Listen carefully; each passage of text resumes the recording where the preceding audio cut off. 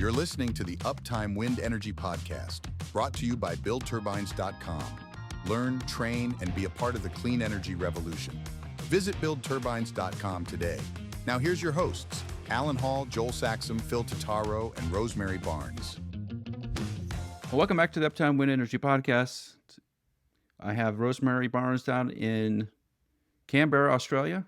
Phil's in California, and evidently he lives next door to Prince Harry and Meghan Markle. And I had no idea, Phil, like you were that close to royalty. I'm not. You're making that up. Joel's up in Wisconsin, somewhere in the northern wilds of Wisconsin. Next to a cheese factory. And here I sit in Charlotte, North Carolina. If we've been paying attention, or if you've been paying attention to the news over the last 48 hours in America, it has been complete chaos as we are recording this. And the U.S. Senate has passed a bill regarding renewable energy, and it's back to the House. Supposedly, this is all going to get signed off by the 4th of July.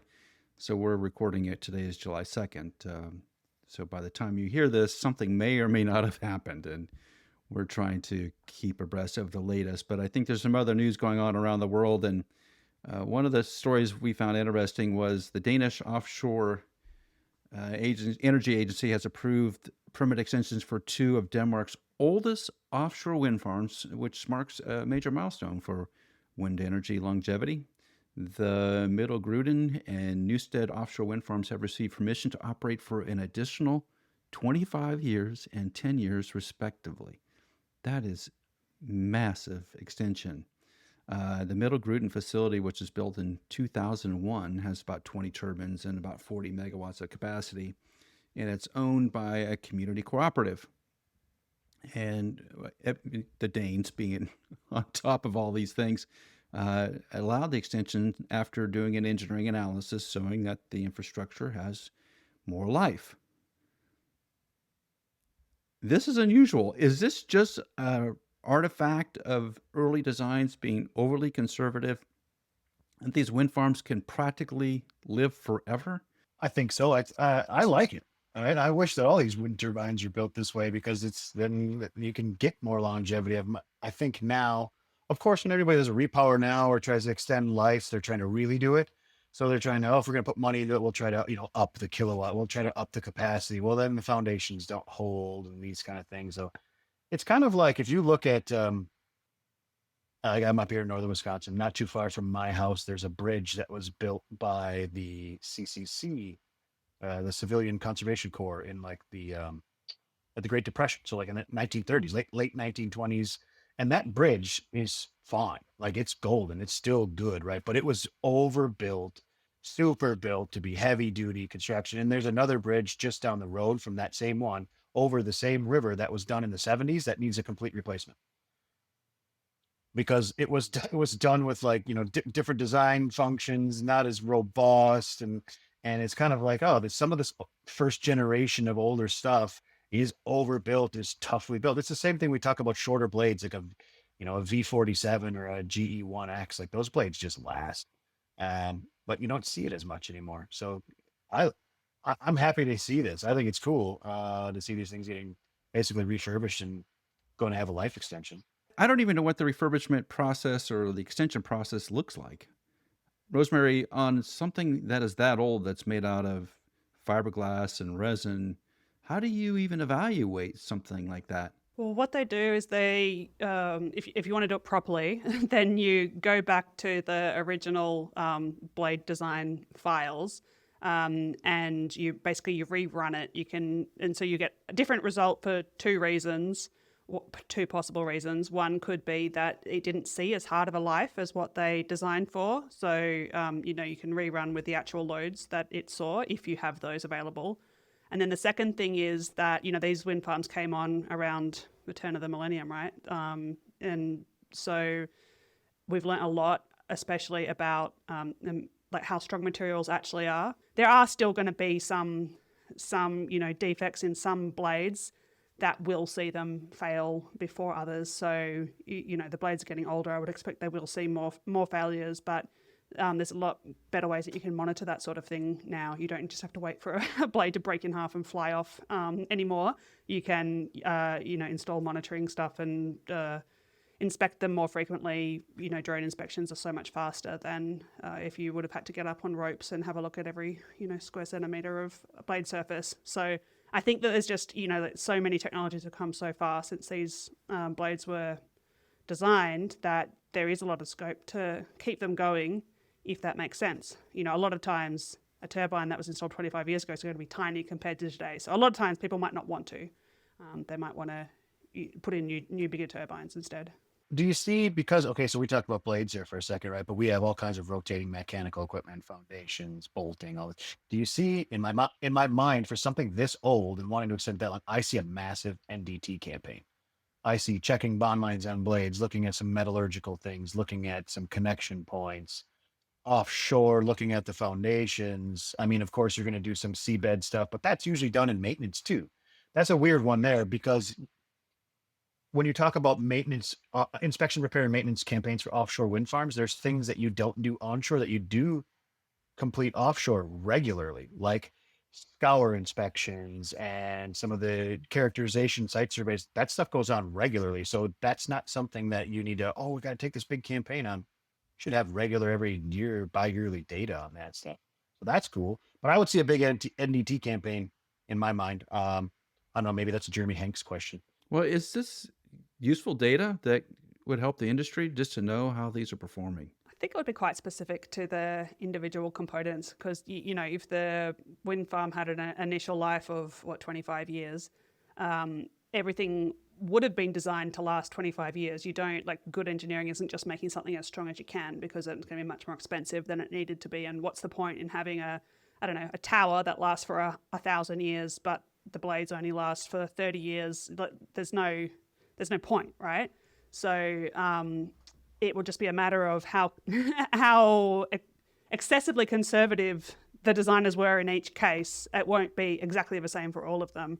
I'm sure they'll be exchanging many components. Probably some components will just be preemptively, we know that most of these are going to fail, so we're going to do a site-wide campaign to replace, all these bearings or all these, whatever component. And then some other ones, it would be a matter of, waiting and seeing when they fail. And I think that you're right, Joel, that there's so many good NDT technologies around now. And, predictive maintenance there's a lot of sensors you can put in that will give you an early warning sign that things, bearings don't have a lot of life left in them or something like that. And so then you can get really smart about your campaigns to, keep it going.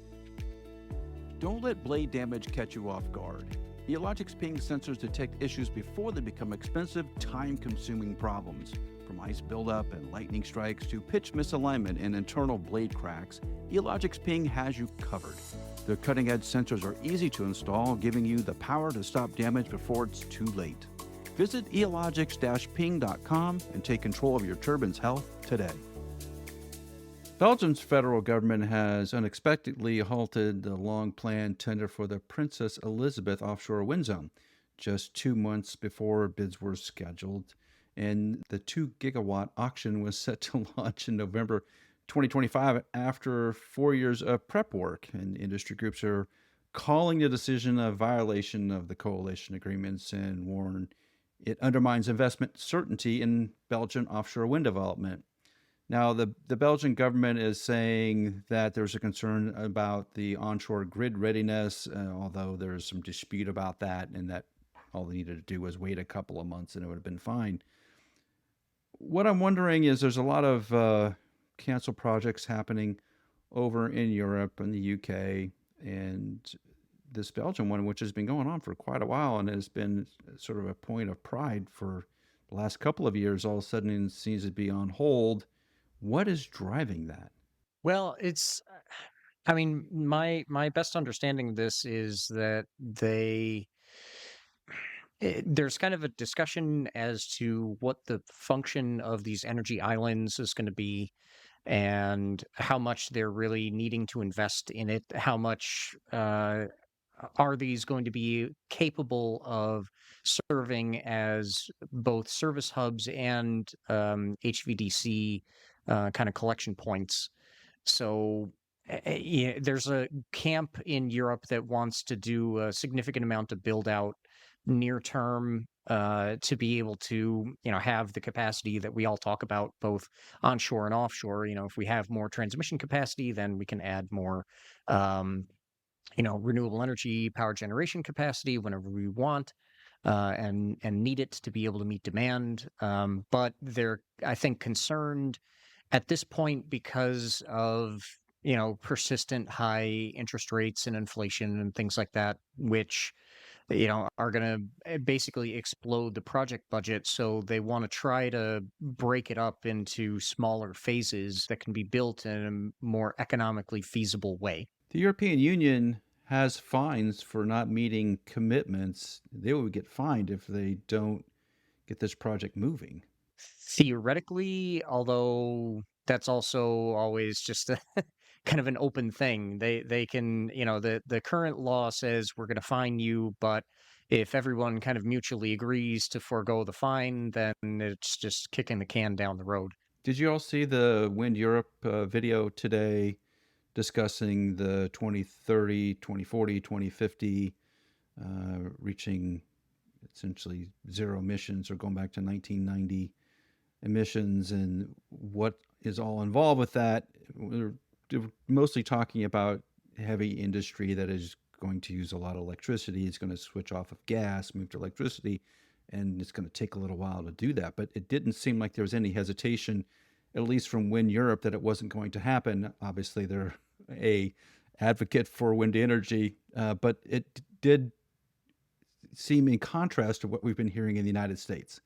So it does seem like things are happening, at least at the top level politically in Europe, whereas in the United States, they seem to be somewhat on hold. Why? I don't think that's an energy thing. I think it's a cultural thing. And if you look into the EU in general, they have more of a propensity to do things that are better for the whole and the group, whereas in the US, it's more capitalism based. How can we make as much money as we can? And capitalism based right now, natural gas is still cheap. If you can get a plant, if you can get electricity that way, you can get it. Whereas the EU will take more of a stance of doing things better for the long run. That's my take on it. They've been, for the last 3 years trying to put policies and mechanisms in place to be able to have more domestic generation, for electricity and energy in general. So this is part of why they're trying to, all motivate themselves collectively to move forward. But you've still got debates in some of the EU member countries, like Germany right now with their offshore policy making. France with onshore wind is still having an ongoing debate that's holding up about $350 billion worth of investment. So, everybody's moving as quickly as they can. But I think what's also happening is everybody's starting to recognize that, if companies like RWE are pulling out of investing in the US at the moment, there's money to be had. And, RWE, Equinor, other companies that had originally intended to go build, particularly offshore, but also some onshore and solar in the US, if some of that money is going to be freed up, they want to be able to capture it. In the latest issue of PES Wind, which you can find online, just search for PES Wind using your Google engine. There's a number of great articles, and you need to go there and you need to download this quarter's magazine. And Joel, there's a really interesting article from Gobi Consultants about seabeds and the cabling that happens on the seabeds and all the difficulty of putting cables on the seafloor. You always think, I do as an electrical engineer, like, it's a cable. Just drop it on the seafloor and maybe put a couple of rocks on it to keep it from floating away, and you should be good. But it's a lot more difficult than that. Well, there's multiple phases of it too, right? So you have to do complete seabed site characterization. So you have to understand what the surface layout is, but then, okay, that surface layout, what is it composed of? Because some of this cable is going to sink into the silt, into the mud. Is there rocks down there? Is there rocks underneath the silt that when you lay it down, it could cut it? Is there currents where it's going to move it around? Is that a problem? When people think, oh, it's cable layout, just lay it on the seafloor, it's not It's not simple. We're just talking about site characterization. We haven't talked about the actual operation of laying it or even loading it onshore and loading it offshore, because even at that level, a lot of damage to cables happens just during the manufacturing and loadout process because it is so difficult. Specialized vessels, specialized technicians and people doing it. You pull on it too hard, it breaks. You push on it too hard, it breaks. You let it bend too much, it's junk. It's very, very, very difficult to lay cables correctly. And if you remember, Alan, I think it was in 2021, there was like a $1 billion, like a 9-figure insurance case about cable lay in the North Sea on a big wind farm. Well, the article does say that 75% of cable problems are man-made, fishing and anchors. And as we had seen, was it late last year, a couple of anchor drops where their anchors were drug on purpose. There's going to be a lot more concern about that now and how those power cables are covered or buried. I guess pretty much wasn't the EU pushing to bury all the cables, particularly around the UK? Yeah, it's difficult in the UK too, because there's trenching machines, right? So you have trenching machines that can trench things really easily into silt, mud, and those kind of loose sediments. However, if you've ever been at some of these landing spots, like say like the Scottish coast, like it's all rock, right? So now you have a landing problem. So you can bury, you can cover with concrete mattresses, you can do rock bags, you can do all kinds of great stuff. You can also bury it a couple meters down with a trenching machine, but then there's the approaches and the currents offshore that will unbury them and things. It's very difficult to get it correct. Yeah, you need to go check out this article because it lays out all the issues with protecting cables, and you can see this in PES Wind. So just go on to Google and look up peswind.com and read the article. Very good. And nice job by GoBee, by the way. I didn't know some of the things. I've learned a lot from Joel over the last year or two as he explains this to me very slowly, but this article was full of great details. As wind energy professionals, staying informed is crucial and, let's face it, difficult. That's why the Uptime Podcast recommends PES Wind magazine. PES Wind offers a diverse range of in-depth articles and expert insights that dive into the most pressing issues facing our energy future. Whether you're an industry veteran or new to wind, PES Wind has the high-quality content you need. Don't miss out. Visit peswind.com today. So as we discussed at the beginning of the show, the U.S. Senate has introduced legislation that could provide some support to the wind industry. So when the latest big bill, what are we calling it, Joel? Big, beautiful bill. There's a new provision which basically says if you get roughly 5% of the project cost started with in the ground or done some work, then the project qualifies for production tax credits. That will create, I think, a demand for turbines to be delivered soon. And the folks at Sidbank put out an article, was it late last week or over the weekend, that basically said, hey, Vestas may get a lot of orders from this because they'll have a lot of demand to get projects in the ground in the United States. Does that make sense? You think Vestas is going to be the big winner there? Well, Sidbank is a Danish bank, so that makes sense. But they have the pulse. They're there. I don't know if Vestas is the big winner. I think that there's going to be, if this is by 2027, you got to have a certain amount of thing done. No matter what part of the value chain that you fill in the United States for new development construction, you're going to be busy until 2027. If this thing passes everything the way it should, because simply it's like the old oil and gas leases where if we're doing work, we still get to extend the lease. So they come and park a dozer on your property, and all of a sudden your lease gets extended indefinitely.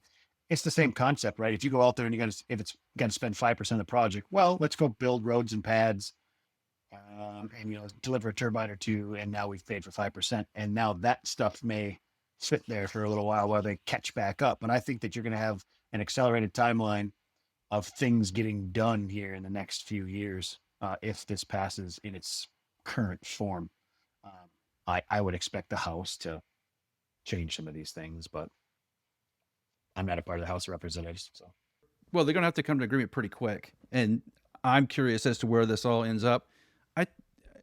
Listening to all the discussions over the weekend and reading a number of articles and trying to figure out, like, what's this deal? Just broaden the scope here for a moment. What's the deal with all the tariff talks? What's the deal with all the LNG, petroleum push in America?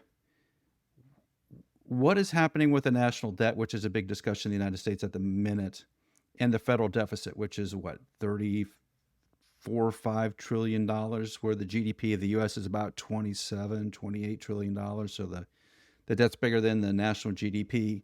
There does seem to be a play going on. And I was listening to a podcast this morning from oil and gas. I try to keep track of these things. And they were just really upset with what happened in the Senate. Like, oh my gosh, we haven't penalized solar and wind enough. We need to put more taxation on them. And it was crazy. It sounded crazy. The oil and gas folks that are pro oil and gas, yeah, they're going to do what they're going to do. But it does seem like there is maybe some method to this madness in terms of what is the United States trying to accomplish here with all the oil and gas talk? Because it does seem like the tariff talks turn into, why are you not buying American LNG? That's where it seems to be headed. Do you see that quite often, like the national debt, and is the way to get the economy rolling where there's more revenue coming into the federal government is to just pump. Joel, this is also the discussion about Alaska, opening up all the oil and gas exploration in Alaska all of a sudden. You have to have a customer for this product. And how are they going to do that? Unless they're going to force it through the tariff talks and all the economic exchanges are going to happen over supposedly the next couple of weeks. There's a lot of there's some facts and numbers here too. Like the last one I saw was since we started putting heavier tariffs on trading partners, that $121 billion in tariff revenues rolled into the states in the last 3-4 months. So that's one number. The gas thing is the idea that we can turn it on right now and we can make money on it right now. I understand that. There's a big project in Alaska being pitched to get LNG off the North Slope, because right now only crude pumps off the North Slope. So there's a big LNG project in the works to build a new, basically, TAPS line, which is like it'll be a $10 billion project to build a pipeline again across Alaska these days. But another thing that I think that people don't realize, and this is I'm an ex oil and gas guy. I still play in that world every once in a while. But when people start to fight about the tariffs back and forth, we haven't penalized this and the subsidies and these kind of things, it's really quite silly to me, because what we really need right now is an all of the above energy strategy. We need as much as we can. That'll help us fuel the AI arms race, data center race, all of these things. We need power. And when you talk subsidies and people get mad about PTC credits or the IRA credits, they fail to realize sometimes, and I'm not saying they as a person, just people in general, like drilling for oil and gas has been subsidized in the United States since 1913, right? The intangible drilling costs deduction for drilling companies. Like, we've been doing this same thing. That is the equivalent of an ITC credit. You're going to invest to get power, or you're going to invest to get hydrocarbons. We're going to give you a tax break on it. Same thing.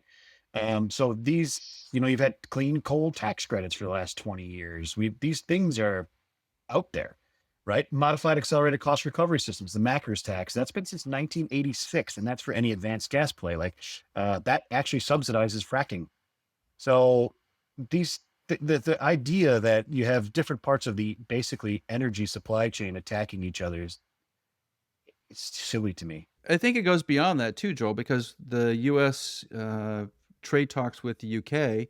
and with Australia, it sounds like the U.S. administration is telling countries that could be LNG offtake countries to stop building wind. Why are you building wind? Have you seen those articles, Joel? Like, why is the U.S. telling the U.K., why are you building wind? You should stop building wind. Well, the reason you would want them to stop building wind is so they can buy LNG. That's why you would do that. So they become dependent on us. Exactly. So you can sell this product, because otherwise you don't have a marketplace for it. So if the goal is to raise cash in the United States relatively quickly by pumping LNG and oil and whatever else, something you can export. That's why you'd have to do it. You need to bring more money into the country than goes out. Selling petroleum is a way to do that. But you have to cut off all the renewables. You can't have Australia run on solar if you want to sell them some LNG. It's a power play, right? Because I'll take some words from my buddy Kevin Doffing over at Project Vanguard.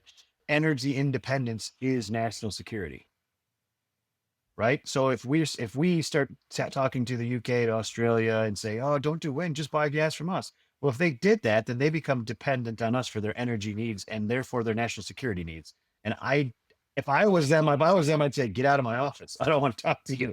That's the higher level discussion, which I don't hear in the press at all. Maybe because they're not thinking at that level. They're all arguing about what Elon Musk says. And we're missing the bigger picture that I think the United States is really pushing LNG, really pushing petroleum to try to bring more revenue to the United States, to help the economy of the United States. And it's a quick bandage on what's been happening over the last 15, 20 years.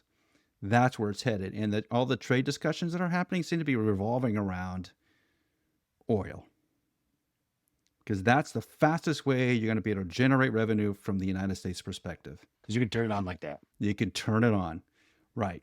So the drill, baby, drill mantra that's been talked about for the last really 2 years is going to come into action. But the problem with that approach is that China's going to build more solar panels. China's going to build more wind turbines. The Europeans are going to build more wind turbines, and they're going to use a lot more solar panels. And there may not be a market for that petroleum product. So the administration of the United States has to cut that off. I'm going down a rabbit hole here. You spin up the U.S. petroleum production capabilities, which we already have. We can do. We got drilling rigs sitting by. It's turn taps on, like you can make it move, but you're going to make it move based on price. What is the thing that makes the price? What is the thing that makes the price go up if people aren't buying, or even if they are? I think we're going to find out over the next probably 6 weeks. I think what's going to happen in some of these trade negotiations, that's going to be a pivotal element of the discussions is going to be the purchase of petroleum from the United States. That's why I think a lot of these negotiations have been so drawn out.